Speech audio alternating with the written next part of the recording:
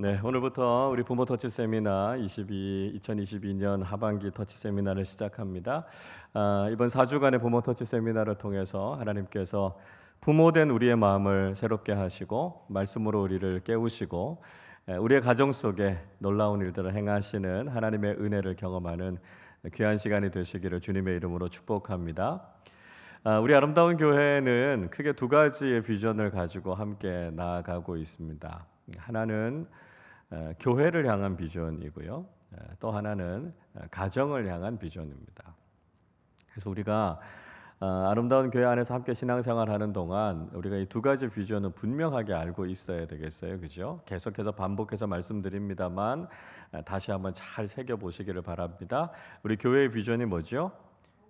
복음이 삶이 되는 제자 공동체라고 하는 비전을 가지고 있습니다. 우리 교회는 복음 중심적인 교회입니다. 그리고 복음을 어떻게 하면 삶으로 살아낼 수 있을까? 이것이 우리 교회가 가지고 있는 아주 중요한 도전 가운데 하나죠. 그리고 그것을 이루어가는 중요한 방법으로 우리 교회는 제자 훈련을 하는 교회입니다. 그래서 우리 교회의 비전이 뭡니까? 이렇게 물어보시면 여러분들이 분명하게 대답하실 수 있어야 돼요. 복음이 삶이 되는 제자 공동체가 바로 우리 교회가 추구하는 비전입니다. 이런 이야기를 해야 됩니다. 자, 교회만이 아니라 또 하나의 중요한 신앙의 주체가 있죠. 그게 바로 우리의 가정입니다. 그래서 우리 가정을 향해서 가지고 있는 비전이 뭐죠? 믿음의 가정 바로 세우기입니다. 믿음의 가정 바로 세우기. 그래서 어떻게 하면 우리가 믿음의 가정을 바로 세울 수 있을까? 교회 못지않게 중요한 신앙의 주체가 바로 가정인데요. 우리 가정이 믿음의 가정을 바로 세우는 것, 그걸 우리가 비전을 가지고 가고 있다라고 하는 것이죠. 그래서 우리가 아름다운 교회에서 함께 신앙생활하는 동안 교회는 복음 위에서고요, 가정은 믿음 위에서고 우리가 이 두 가지 비전을 이루기 위해서 신앙생활을 열심히 하고 있다 하는 걸 기억해야 된다라고 하는 것이죠. 여러분 잘 아시는 초대교회 교부인 성 어거스틴을 잘 아시죠? 참 위대한 인물 아닙니까? 근데 어거스틴이 어릴 때는 시대의 탕아였다라고 하는 것도 여러분 잘 알고 계시죠? 어거스틴이 젊었을 때는 마니교라고 하는 이단에 심취해 있었습니다. 게다가요, 이 어거스틴이 사생아까지 낳지 않습니까? 그렇게 방탕한 삶을 살았고 어긋난 길을 걸었던 어거스틴이 어떻게 하나님께서 귀하게 쓰시는 초대교회 교부가 될 수 있었습니까? 어거스틴은 분명히 이야기하죠. 어머니 모니카의 기도 덕분이었다. 그렇게 이야기합니다. 그래서 어거스틴이 이야기하는 정말 중요한 이야기가 있지 않습니까? 눈물로 기도하는 어머니의 자녀는 결코 망하지 않는다 이야기합니다. 자기 이야기입니다. 자기 이야기. 어머니의 눈물의 기도가 있었기 때문에 오늘날 내가 있었습니다. 그렇게 고백하고 있는 것이죠. 여러분 이것이 또한 우리의 고백이 되어야 합니다. 우리가 자녀들을 위해서 눈물 흘리면서 기도할 때 하나님께서 이 아이의 인생을 지켜주신다는 거죠. 부모의 기도보다 더 큰 축복이 없고요. 우리 자녀들의 믿음을 지켜줄 수 있는 더 강력한 무기가 없습니다. 부모가 바로 이런 확신이 있어야 무엇보다도 우리 자녀들을 위해서 기도하지 않겠습니까? 그래서 우리가 자녀들을 위해서 다른 것 할 수 없을지라도 우리가 자녀들을 위해서 기도하는 일은 쉬지 않겠다. 그래서 우리 자녀들이 이 기도를 먹고 자라나서 정말 아름다운 믿음의 자녀가 되어야 된다라고 하는 그 분명한 확신이 우리에게 있어야 된다라고 하는 것이죠. 제가 했던 여러 가지 중요한 사역들 중에 어머니 기도의 얘기를 제가 가끔 드렸습니다. 제가 여러 교회들을 거쳐오면서 어머니 기도의 사역을 하면서 그 속에서 가정을 위해서 어머니들이 깨어서 기도할 때 우리 가정 속에서 또 자녀들 안에서 어떤 일들이 일어나게 됐는가 하는 이야기들을 제가 간혹 드리기는 했습니다. 이 어머니 기도회를 통해서 자녀들을 위해서 정말 간절하게 기도할 때 정말 기대하지 않았던 일들이 응답돼서 정말 놀라운 일들이 일어났고요. 그 어머니 기도회를 통해서 믿지 않는 어머니들도 그 어머니 기도에 참여하셨어요. 그러니까 그거 보면서 참 대단하다. 이 자식 사랑은 참 한국 부모들이 대단하다는 생각이 들어요. 내가 전혀 믿음이 없는데 그냥 자식 잘 되는 자리라 그러니까 교인들 이야기 듣고 같이 오셨어요. 뭐 하는 자리인지 모르고 와 보니까 교회에서 기도하던 자리더라, 그런 이야기 하시더라고요. 그런데도 떠나지 않고 거기서 같이 기도하시고 나중에 교회 등록하시고, 그래서 그 어머니 기도회가 전도의 장이 됐던 그런 기억들이 있습니다. 뭐 그 안에서 나눴던 여러 가지 간증들이 참 많아요. 은혜가 되는 이야기들이 너무너무 많은데요. 어머니 기도회를 하면서 느끼게 됐던 게 뭐냐 하면, 처음에는 자녀들을 위해서 기도하면서 모였는데 그 어머니들의 공통적인 반응이 뭐냐 하면 내가 변하더라는 거예요. 하나님이 내 믿음을 새롭게 하고 자녀들을 위해서 기도했지만 결국 나를 변화시키시더라는 거예요. 그래서 어머니들이 깨어나고 어머니들의 신앙이 깊어지고 어머니들의 영성이 새로워지니까요, 그냥 그게 가정으로 이렇게 흘러 들어가는 거예요. 그러면서 자녀들의 삶이 변화되고 가정이 영적으로 새로워지고 이런 일들이 굉장히 많이 일어나는 것들을 보게 됐습니다. 우리 교회는 따로 어머니 기도회를 하진 못하고 있어요. 여력이 없어요. 쉽지 않습니다. 근데 어머니 기도회라고 하는 모임이 따로 있지 않아도 우리가 자녀들을 위해서 기도할 수 있는 자리들은 많이 있잖아요. 그렇죠? 우리가 공기도 모임을 통해서도 여러분 많이 참여하셔서 우리 가정과 자녀들을 위해서 기도해 주시기를 바랍니다. 그래서 우리가 기도의 모임과 기도의 자리에 함께하고 정말 하나님께서 우리의 가정, 우리의 자녀들을 책임져 주시도록 기도할 때 하나님께서 놀라운 일들을 이루어 가신다라고 하는 거죠. 그 체험이 우리에게 있어야 되고요. 그래야만 우리가 가정과 자녀들을 위해서 기도할 수 있는 용기와 도전이 더 생긴다라고 하는 것이죠.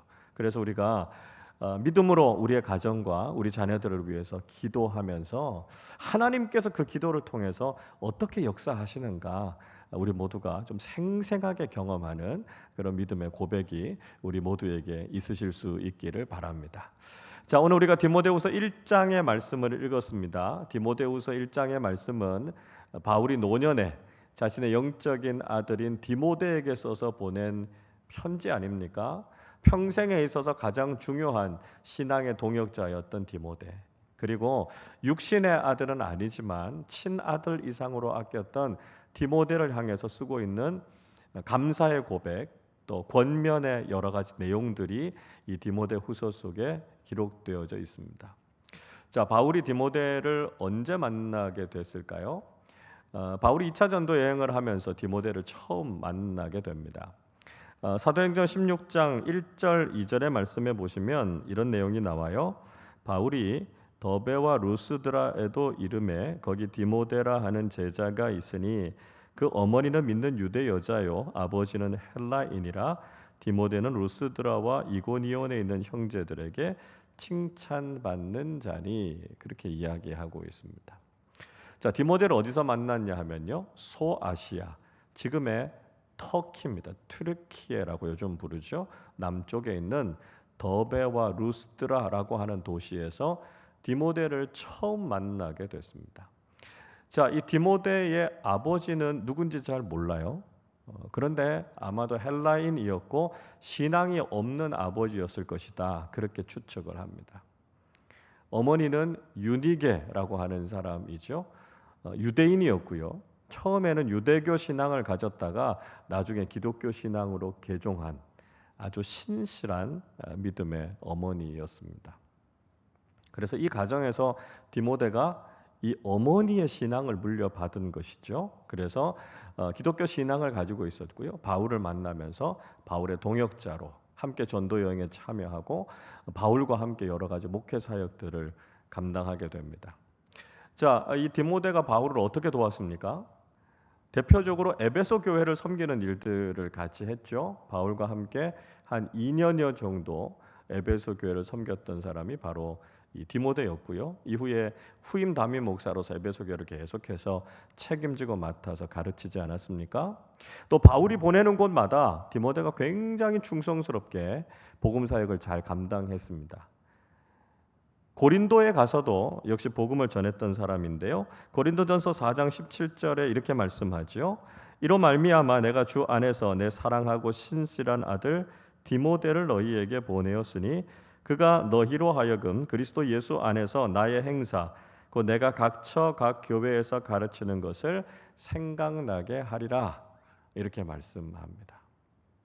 그러니까 당시에 타락의 도시다라고 하는 별명이 붙어 있었던 이 고린도라고 하는 곳에 가서 디모데가 곳곳에 바울이 보내는 곳곳에 가서 복음 사역을 아주 잘 감당했었던 사람이죠. 그리고 바울이 로마에서 처음 감옥에 갇히게 됐을 때 디모데도 역시 함께 감옥에서 바울을 지키고 바울과 함께 도와서 사역을 했던 걸 볼 수 있습니다. 빌레몬서 1장 1절이 이렇게 말씀하죠. 그리스도 예수를 위하여 갇힌 자 된 바울과 및 형제 디모데는 우리의 사랑을 받는 자요 동역자인 빌레몬과 이렇게 이야기합니다. 옥중서신이라고 알려져 있는 이 빌레몬서 1장 1절에서 디모데가 바울과 함께 있었다 이렇게 이야기하고 있습니다. 에베소서, 빌립보서, 골로새서, 이 빌레몬서 이 옥중서신에 다 디모데의 이름이 언급되고 있어요. 그래서 바울이 투옥됐을 때 디모데도 역시 함께 복음 때문에 고난받고 감옥 생활을 함께 하면서도 바울을 떠나지 않았던 아주 신실한 동역자였다 하는 것을 보여주고 있는 거죠.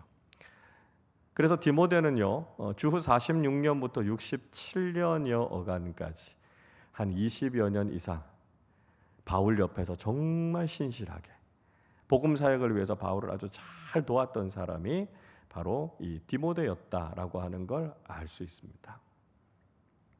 자, 그 모든 사역들과 디모데와 함께 했던 것들을 회상하면서 지금 이 디모데후서를 쓰고 있는데요. 디모데를 바라보면서 지금 바울이 두 가지를 하고 있다 이렇게 이야기하고 있습니다. 영적인 부모, 영적인 멘토였던 바울이 디모데에게 보여주었던 아주 중요한 두 가지의 모습이 무엇이었을까요? 자, 하나는요, 기도했다는 거예요. 기도. 디모데를 위해서 중보 기도를 했다라고 하는 것을 이야기하고 있습니다. 자, 3절 말씀을 우리 같이 읽어보겠습니다. 내가 밤낮 간구하는 가운데 쉬지 않고 너를 생각하여 청결한 양심으로 조상적부터 섬겨오는 하나님께 감사하고. 바울이 밤낮 간구하면서 디모데의 이름을 잊지 않고 부르면서 기도했다는 거예요. 디모데가 좋은 믿음을 가질 수 있었던 것, 디모데가 이런 여러 가지 사역들을 잘 감당할 수 있었던 것, 중요한 힘은요, 바울의 중보 기도에 있었다는 것입니다. 바울이 디모데를 잊지 않고 기도하고 영적으로 격려하는 이 과정들을 통해서 디모데가 좋은 믿음의 사람들이 될 수 있었다라고 하는 것이죠. 자, 여러분, 우리가 우리 자녀들을 생각하면서 해야 되는 가장 중요한 것도 역시 기도다라고 하는 것, 여러분 모르시는 이야기가 아니죠. 우리가 다른 거 다 하고 거기에다가 할 수 있으면 기도를 하는 것이 아니고요. 우리 자녀들을 위해서 해야 될 가장 중요한 것, 가장 우선적인 것이 기도다라고 하는 것을 우리가 잊지 말아야 된다라고 하는 것입니다. 우리가 기도하는 것이 정말 우리 자녀들에게 가장 중요하다고 우리는 여기고 있습니까? 우리 자녀들을 공부하는 것, 우리 자녀들의 건강을 돌보는 것, 우리 자녀들 여러 가지로 돕고 지원하는 것, 그 모든 것보다도 가장 우선이 되어야 하는 것이 바로 기도다라고 하는 거죠. 왜 그래요? 우리가 육신의 부모이기는 하지만 우리가 자녀들에게 해줄 수 있는 건 한계가 있다는 걸 깨닫기 때문에 그래요.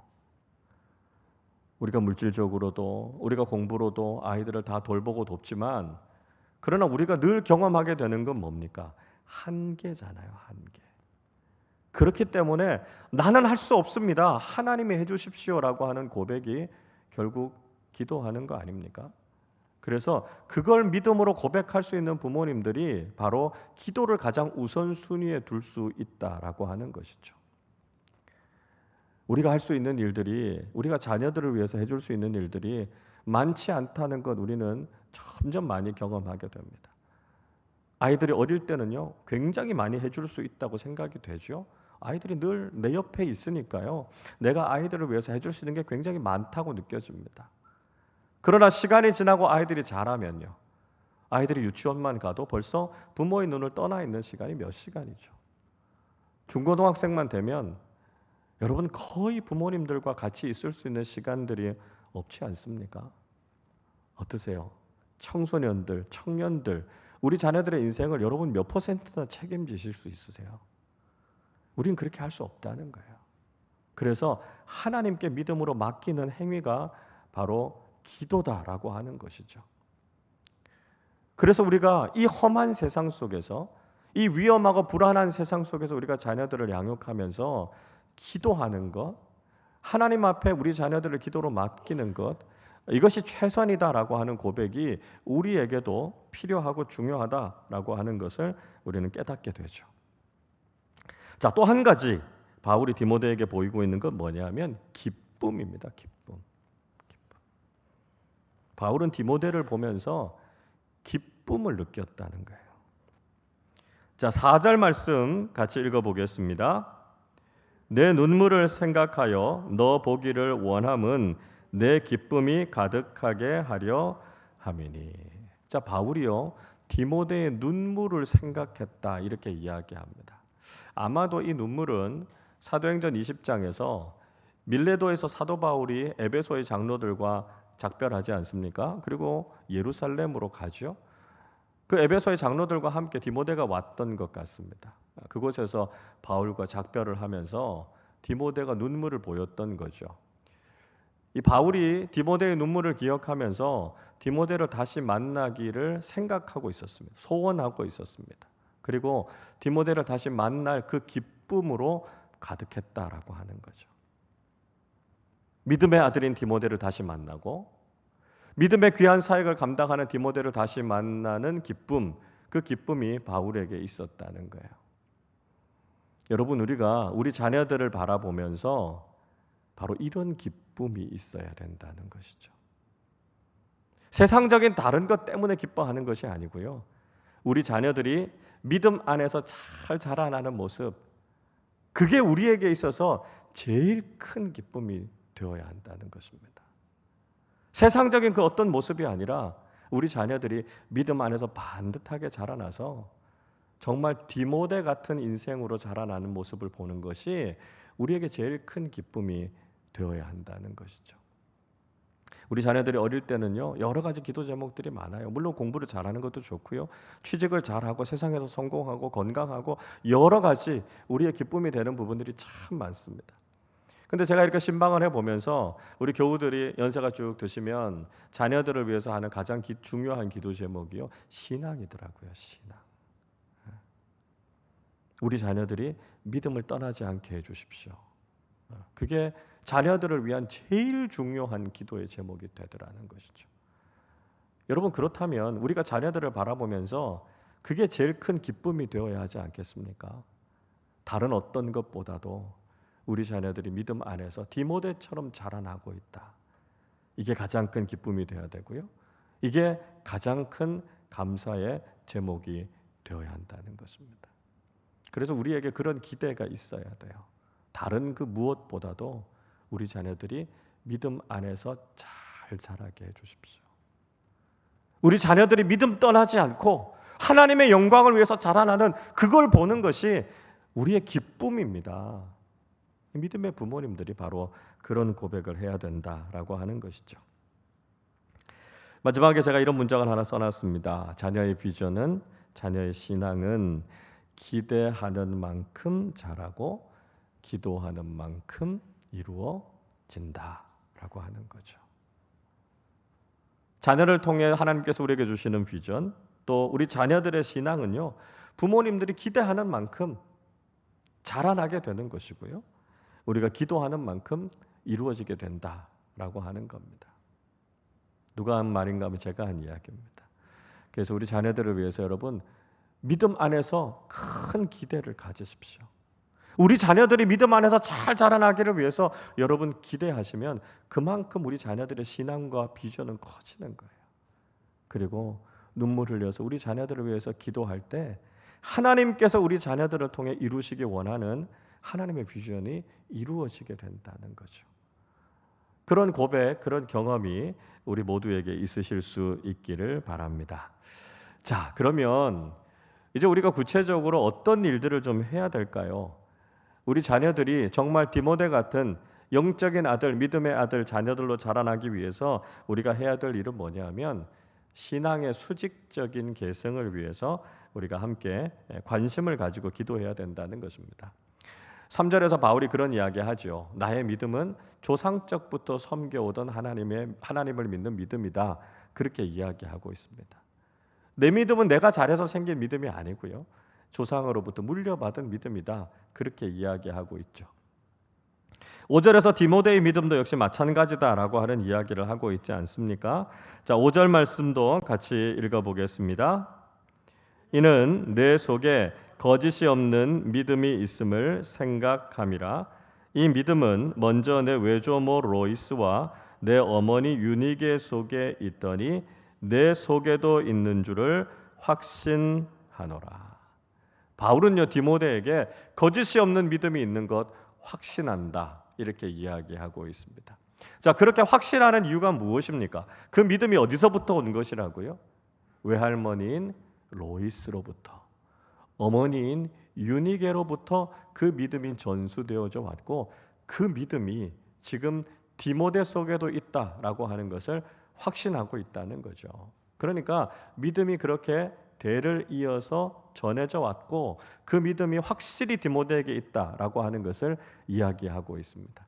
그러니까 확실한 믿음은요, 우리가 믿음의 유산을 자녀들에게 잘 물려주는 것, 그것보다 더 확실한 믿음이 없다, 그렇게 이야기하고 있습니다. 전도에는 두 가지 차원이 있다고 이야기하죠. 하나는 수평적인 전도고요, 또 하나는 수직적인 전도입니다. 수평적인 전도라고 하는 것은 우리가 믿지 않는 가족들, 또 친구들, 이웃들에게 복음을 전해서 예수를 믿게 하는 것, 그게 수평적인 전도죠. 수직적인 전도는요, 우리의 가정에서부터 부모 세대로부터 자녀 세대들에게 믿음의 유산이 물려지고 그 위에 우리 자녀들의 믿음이 세워져 가는 것, 그래서 우리 자녀들이 예수 그리스도를 구주로 고백하고 영접하는 것, 그걸 가리켜서 수직적인 전도, 그렇게 이야기합니다. 여러분, 어느 게 더 심각한 상황입니까? 이 수평적인 전도가 더 어려운 상황입니까? 수직적인 전도가 더 어려운 상황입니까? 다 어려워요, 그렇죠? 다 잘 안 되고 있습니다. 근데 우리가 특별히 믿음의 가정 안에서 이런 수직적인 전도, 믿음의 대가 자꾸 끊어지고 있다라고 하는 것이 사실 굉장히 심각한 문제 가운데 하나라고 할 수 있습니다. 그래서 이런 믿음의 대를 어떻게 잘 세워가는가라고 하는 것이 참 중요하죠. 우리가 흔히 모태신앙, 그런 이야기 많이 하지 않습니까? 우리가 부모님들로부터 신앙의 유산을 물려받았다라고 하는 이 모태신앙이라고 하는 것은 하나님께서 우리에게 주신 참 중요한 선물입니다. 그래서 부모님들로부터 믿음을 잘 이어받고 그 믿음 위에서 우리가 믿음을 더 아름답게 세워나갈 수 있다라고 하는 건 놀라운 축복이죠. 그래서 우리가 신앙생활 하면서요, 내가 잘해서 복을 받는 것보다 사실 물려받은 신앙의 축복이 더 많아요.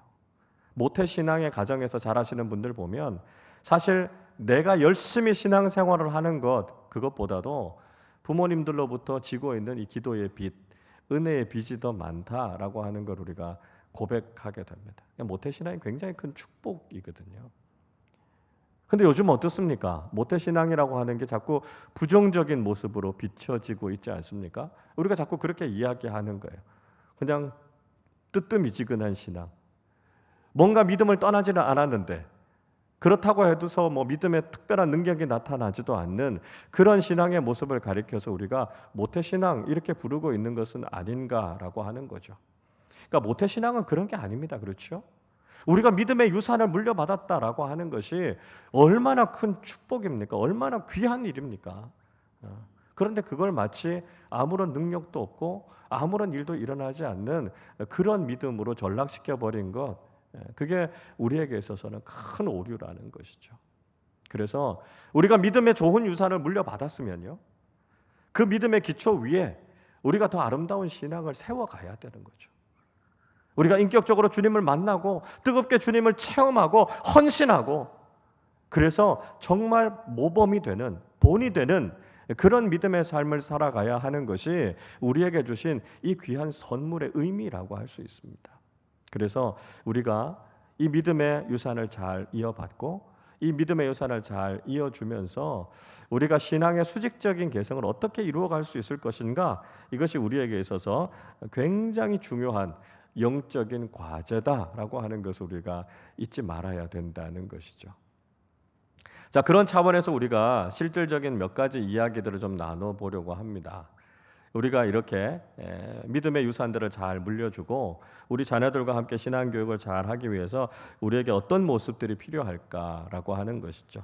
실질적인 얘기들 좀 나누려고 하는데요. 뭐 사실 저는 목사이고 또 가르치는 사람이고 그렇기는 하지만 자녀들하고 뭐 특별히 이렇게 많은 시간들을 같이 보내지 못해서 실질적인 경험들은 그렇게 많지가 않아요.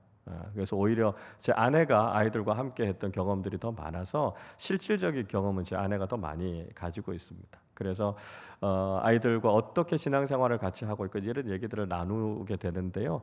그러면서 굉장히 많이 제가 깨닫게 되고 또 알게 된 것들이 많이 있습니다. 그래서 이제 그런 것들을 좀 바탕으로 해서 우리가 우리 자녀들을 믿음으로 잘 세워가고 우리가 영적인 유산을 잘 물려주기 위해서 우리에게 어떤 모습들이 좀 필요한가 몇 가지들을 좀 생각해 보려고 합니다. 자, 뒷페이지 한번 보시면 1번 있는데요. 자, 우리 1번을 같이 한번 읽어보겠습니다. 하나님의 아버지 되심을 신뢰하라 하는 것입니다. 자, 우리가요 가장 먼저 하나님께서 우리의 아버지 되신다라고 하는 것을 우리가 분명히 신뢰하면서 믿음의 삶을 살아가는 것이 중요하다라고 하는 것이죠. 자, 부모로서 우리 자녀들에게 최선을 다하고자 하는 마음이 누구에게나 다 있지 않습니까? 그러나 세상적인 방식으로 우리 자녀들에게 무엇인가를 하려고 하는 것은 늘 한계에 부딪히게 됩니다. 세상적인 방식으로 우리 자녀들에게 주려고 하는 그런 여러 가지 방법들 때문에 여러 가지 부작용들도 많이 나타나게 되는 것이죠. 그래서 뭐 사교육의 폐해 같은 것들도 나타나게 되고요. 뭐 스카이캐슬 같은 드라마들도 결국은 우리가 인간적인 방법, 세상적인 방법으로 우리 자녀들을 어떻게 교육시킬 것인가, 더 좋은 것을 줄 수 있을 것인가, 그런 것들을 생각하면서 경험하게 되는 것들이지 않습니까? 그래서 우리에게 정말 중요한 것은 우리가 하는 것이 아니라 하나님께서 우리 자녀들에게 무엇을 하실 수 있는가 하는 것을 바라보는 것이 참 중요하다라고 하는 것이죠. 그래서 우리가 해줄 수 있는 것은 한계가 있지만 하나님께서는 우리 자녀들에게 있어서 가장 완벽한 아버지가 되시고요. 우리 자녀들의 모든 것의 공급자가 되시고요. 우리 자녀들의 인생을 책임져 주시고 인도해 주시는 참된 아버지가 되신다라고 하는 것을 우리가 믿고 신뢰하는 것이 중요하다라고 하는 것이죠. 모세의 부모가 그 자신들의 한계를 깨닫게 되지 않습니까? 바로가 태어난 아이들을, 남자아이들을 다 나일강에 던져서 죽이라고 했을 때 자신의 아들을 살리기 위해서 모세의 부모가 최선을 다하죠. 태어난 아기가 존재도 발각되지 않을 정도로 그렇게 숨겨서 키운다면 그 얼마나 최선을 다했겠습니까? 근데 그 한계는 3개월이었다고요. 그게 인간인 부모가 할 수 있는 한계라고요. 그래서 우리가 해야 되는 제일 중요한 것은 사랑하는 우리의 자녀들을 하나님 아버지께 맡기는 것이 최선이다라고 하는 것이죠. 그래서 하나님의 아버지 되심을 고백하고 우리 자녀들의 인생을 하나님 아버지께서 책임져 주시도록 하나님을 먼저 찾는 아이들로 가르쳐야 된다라고 하는 것입니다. 그래서 우리 자녀들의 인생을 하나님께서 책임져 주시고 우리 자녀들이 어려울 때마다 힘들 때마다 삶의 순간순간마다 하나님 아버지를 찾고 신뢰할 수 있는 믿음의 아이들로 키우는 것이 참 중요하다라고 하는 것이죠. 저희 큰아이가 초등학교 저학년 때 학교를 가야 되는데 막 열이 나고 머리가 아팠을 적이 있었습니다. 학교는 가야 되고요. 아침에 이른 시간이니까 병원에 연곳은 없고요. 그래서 저희 아내가 저희 큰아이를 안고 기도했습니다. 하나님 아버지는 치유자 되시는 하나님이시니까 사랑하는 우리 아이를 하나님께서 지켜주시고 고쳐주세요. 그렇게 기도하고 아이를 학교로 보냈습니다. 그리고 아이가 수업을 마치고 학교를 마치고 돌아왔는데요. 밝은 얼굴로 돌아왔어요. 그래서 제 아내가 물었다 그래요. 괜찮아? 너 아침에 머리 아팠잖아. 너 열났잖아. 괜찮아? 엄마 괜찮아. 하나님이 다 고쳐주셨어. 이러고 웃으면서 들어오는 거예요. 여러분, 우리는 아이들을 치유할 수 있는 능력이 없어요. 우리는요, 우리 아이들을 책임지고 우리 아이들을 보호해 줄 수 있는 능력이 없어요. 그러나 하나님 아버지께는 그 능력이 있습니다. 그래서 우리 자녀들이 하나님 아버지는 우리를 치유하시고 우리를 지키시고 우리에게 탁월한 지혜와 능력을 주시고 내 삶의 모든 것을 책임져 주시는 아버지가 되시는구나. 그 신뢰, 그 확신을 가질 수 있도록 우리 자녀들을 양육하는 것이 중요하다라고 하는 것이죠. 자, 2번 같이 읽어보겠습니다. 신앙의 최고의 가치와 우선순위를 두라 하는 것입니다. 자, 신앙을 가지고 있는 부모님들이라면 우리 자녀들에게 무엇이 가장 우선순위인가를 가르쳐야 되죠. 그게 바로 신앙, 하나님. 이게 가장 우선순위임을 우린 가르쳐야 된다는 거죠. 근데 안타까운 것은요, 믿음을 가지고 살아가는 부모님들도 이 우선순위를 제대로 가르치지 못할 때가 있다는 거예요. 너무 쉽게 타협해버립니다. 세상의 성공과 신앙이 있을 때 신앙을 선택하라 이렇게 이야기하지 못하고요, 세상과 타협하게 되는 경우들이 있습니다. 청소년 사역하는 사역자들이 공통적으로 고민하는 건요, 시험 때가 되면 아이들이 교회를 안 나온다는 거예요. 시험 때가 되면 출석률이 뚝 떨어집니다. 그러니까 왜냐하면 그 시간에 학원 보충반을 하거든요. 주일날 예배 시간에. 근데 여러분 한번 생각해 보십시오. 만약에 믿음의 부모님들이 결단하고 주일을 성수하는 게 가장 우선이라고요. 공부보다도 하나님을 경외하고 섬기는 게 가장 우선이니까 우리 아이는 교회로 보내겠습니다. 이 땅에 있는 모든 믿음의 부모님들이 그렇게 결단했다면 주일날 오전에 하는 보충반은 없을 겁니다. 근데 부모님들이 그렇게 안 했거든요. 주일날 예배 시간에 학원에서 보충 수업해도 이번 주는 시험이니까 가라. 그렇게 이야기한 거예요. 우선순위가 바뀐 거예요.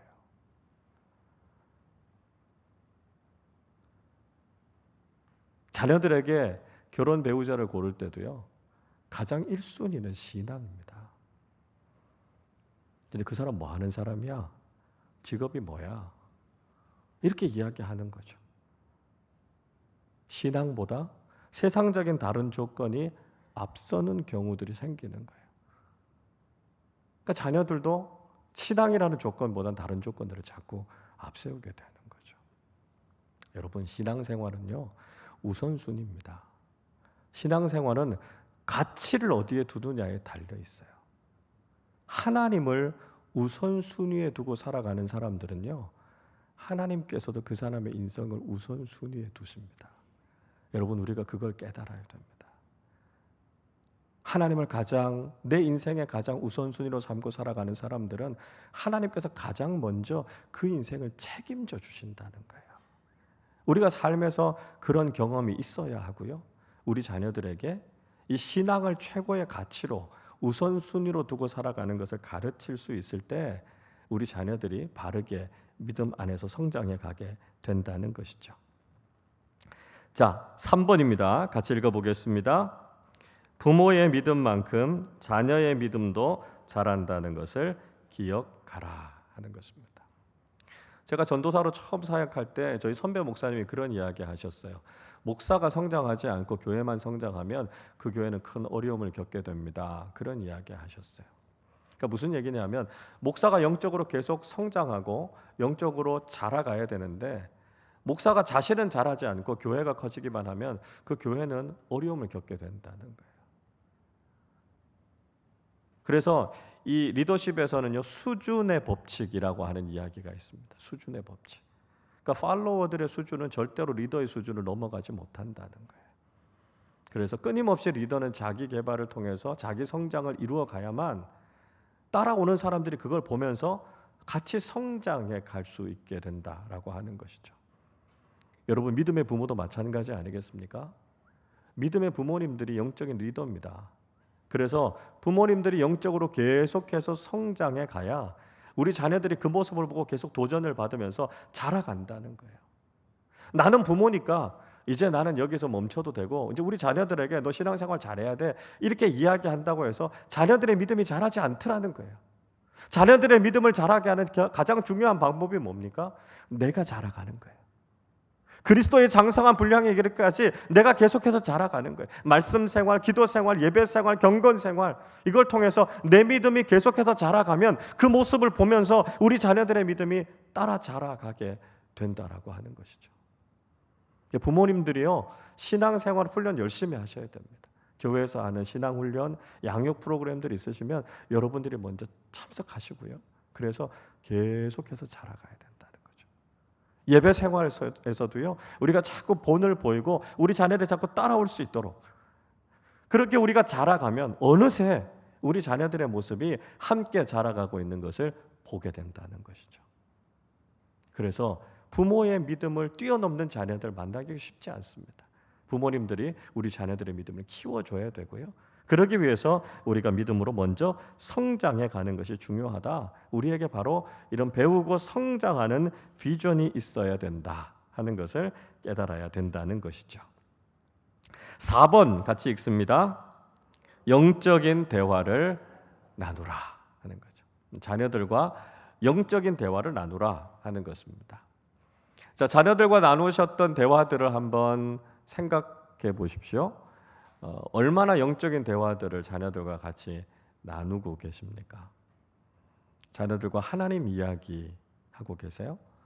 자녀들과 성경 말씀에 대한 것, 신앙과 가치관에 대한 이야기들을 자녀들과 같이 나누고 있습니까? 그래서 우리가 자녀들과 그저 세상적인 관심과 세상적인 일들에 대한 이야기가 아니라 영적인 대화들을 계속해서 나눌 수 있다면 우리의 가정이 신앙의 가정으로 서 있다, 이렇게 이야기할 수 있다는 것이죠. 여러분, 결혼하는 배우자도요, 이 대화가 통하는 게 참 중요하잖아요. 신앙의 가정에서도요, 이런 영적인 대화가 나눠져야 되고요, 하나님 이야기, 성경의 말씀이 같이 나눠져야 된다는 것이죠. 가정 안에서 이런 영적인 대화가 나눠지기 위해서 중요한 것, 저는 같이 큐티를 하는 게 참 좋겠다 이런 생각을 합니다. 그래서 우리가 교회에서 매일 성경을 가지고 같이 큐티를 하고 있고요. 우리 자녀들도 에브리데이로 큐티를 하다가 매일 성경으로 좀 이렇게 방향을 좀 바꿨습니다. 그 이유는 뭐냐면 모든 가족들이 같은 말씀을 가지고 같이 말씀을 묵상하다 보면 자연스럽게 영적인 대화들이 가정 안에서 나누어지는 거죠. 엄마 아빠가 그 말씀을 가지고 큐티를 하고 있고요. 아이들이 그 말씀을 가지고 큐티를 하고 있고, 그러면서 같이 큐티를 하고 큐티를 나누고 이야기를 나누다 보면 가정 안에서 이런 영적인 대화들이 가능해진다라고 하는 것이죠. 그래서 같은 말씀을 묵상하고 그 말씀 속에서 내가 깨달은 것, 내가 경험한 것, 내가 받은 은혜, 이런 것들을 가정 안에서 같이 나누어 갈 때 가정이 영적인 대화가 이루어지는 공동체가 될 수 있다라고 하는 것입니다. 그래서 우리 가정 안에서 이런 영적인 대화들이 오고 갈 수 있는 그런 믿음의 가정이 되어야 한다 하는 것이죠. 5번 같이 읽어보겠습니다. 신앙의 경험을 공유하라 하는 것입니다. 신앙의 경험을 우리 자녀들과 같이 공유할 수 있는, 같이 경험할 수 있는 그런 기회들을 좀 많이 갖는 것이 좋겠다라고 하는 겁니다. 우리가 어렸을 때 이렇게 생각해 보니까요, 부모님들하고 같이 예배 드렸던 경험이 굉장히 많아요. 그죠? 주일 저녁 보통 저희 7시에 예배 드리지 않았습니까? 근데 주일 저녁 예배 부모님들하고 아이들이 같이 예배당에 모여서 같이 예배를 드렸습니다. 우리 교회에서만이 아니라 다른 교회에서 부흥회 있을 때도 부모님들하고 같이 부흥회 참석했던 기억들이 다 나거든요. 새벽에도요, 새벽 기도회 때 정말 졸린 눈 비비면서 부모님과 같이 새벽 기도 갔던 그런 기억들이 있습니다. 그러면서 부모와 자녀가 신앙의 경험을 같이 공유했던 것, 이게 우리의 신앙에 있어서 굉장히 중요했다라고 하는 걸 알게 됩니다. 근데 요즘은 어떻습니까? 요즘은 우리가 주중 예배들 잘 참석 못 하시는 경우들이 많고요. 주일 예배 보통 한 번 드리시니까요. 주일 예배는 부모님들하고 자녀들하고 따로 예배를 드리기 때문에 부모님들하고 자녀들하고 함께 할 수 있는 이 신앙의 경험들이 그렇게 많지가 않은 거예요. 근데 이게 참 중요합니다. 부모님들과 자녀들이 함께 예배하고 함께 신앙의 경험을 갖는 것, 이게 참 중요해요.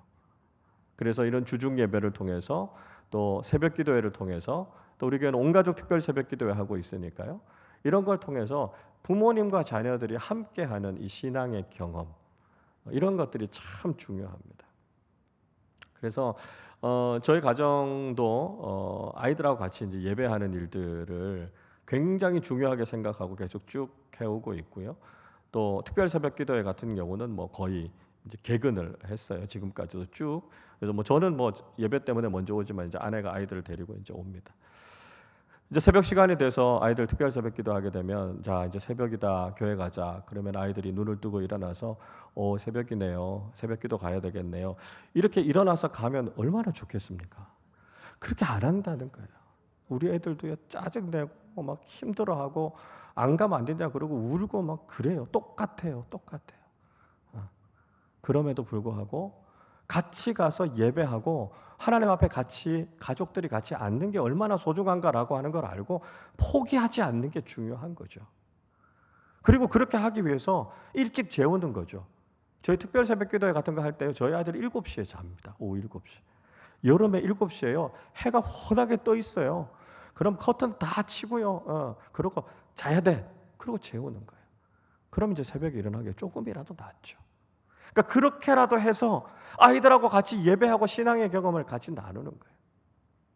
예배만이 아니라 그리스도인으로서의 삶이 뭔가 이런 것들 같이 나누는 거죠. 저희가 명동에 살 때 아이들이 이렇게 용돈을 모아서 성탄절에 사람들과 같이 사랑을 나누는 일들을 제 아내가 아이들하고 같이 했었거든요. 그래서 명동에 그 지체 장애인 늘 그 자리에서 구걸하시는 지체 장애인도 계셨고요. 노숙자도 몇 분 계셨어요. 그래서 아이들하고 조금씩 모아서 이렇게 뭐 모자도 사고 장갑도 사고 뭐 목도리도 사고 이렇게 해서 성탄절에 같이 나누면서 그리스도인의 삶이 뭔가라고 하는 것들을 같이 경험하면서 보여주는 거예요. 그래서 이런 신앙을 같이 공유하는 것 이게 참 중요하다라고 하는 거죠.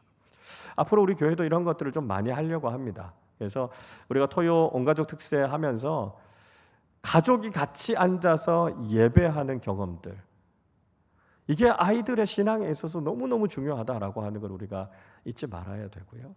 우리가 해외 선교 같은 경우도요. 앞으로 우리가 한 3가정, 4가정 이렇게 소수로 가정이 모아서 같이 선교지를 좀 체험하는 일들을 하려고 그래요. 그러니까 가서 우리가 뭐 대단한 일을 하지 않아도요. 가족들이 같이 선교지를 경험하고 신앙을 체험하고 같이 돌아왔을 때 우리 가정이 영적으로도 든든하게 세워지는 그리고 같이 그런 영적인 체험을 공유할 수 있다라고 하는 것이 우리 가족들에게는 아주 중요한 영적인 자산이 될 겁니다. 그래서 가족들이 함께 이런 경험들을 하는 것이 참 중요하다 하는 것이죠. 그래서 이런 것들을 통해서 우리 자녀들도 믿음으로 세우고 우리도 믿음의 부모로서 잘 세워질 수 있는 그런 계기들을 가지실 수 있기를 바랍니다. 오늘 바울이 이야기해요. 디모데 안에 거짓이 없는 믿음이 있다는 걸 확신한다고요. 그 믿음이 로이스와 유니기에게도 있었는데 그 믿음이 너에게도 그대로 있다는 걸 확신한다. 이렇게 이야기하고 있습니다. 여러분 저는 여러분 안에 있는 믿음이 여러분의 자녀들에게 여러분의 손자 손녀들에게 잘 전수되실 수 있기를 바랍니다. 근데 여러분 한번 질문해 보십시오. 지금 내 믿음이 그대로 우리 자녀들, 우리 자손들에게 전해줘도 괜찮은가? 한번 질문해 보십시오. 아마 그것에 대해서 긍정적으로 자신 있게 예스라고 대답하실 분들 그렇게 많지 않으실 겁니다. 아, 내 믿음이 더 자라나야 되겠구나. 내가 주님을 더 사랑해야 되겠구나. 내가 영적으로 더 뜨거워져야 되겠구나. 내가 더 깨어 있어야 되겠구나. 그래서 그런 더 아름다운 모습이 우리 자녀들에게로 우리 자손들에게로 잘 이어져서 정말 디모데같이 귀한 믿음 가져야 되겠구나. 그런 도전이 오늘 우리에게 있으실 수 있기를 바랍니다. 우리가 하반기 부모 터치 세미나를 통해서 귀한 말씀 듣게 될 텐데, 하나님, 우리가 먼저 믿음의 부모로서 잘 자라가고 성장하게 하시고, 우리가 가진 이 믿음이 우리 자녀들에게로 잘 이어져서 우리 자녀들이 디모데 같은 성숙한 믿음의 사람들로 세워지는 놀라운 축복이 있게 하여 주시옵소서. 이 놀라운 복이 우리의 삶 속에, 우리의 가정 속에, 우리 자녀들 가운데 늘 함께 하시기를 주님의 이름으로 축원합니다.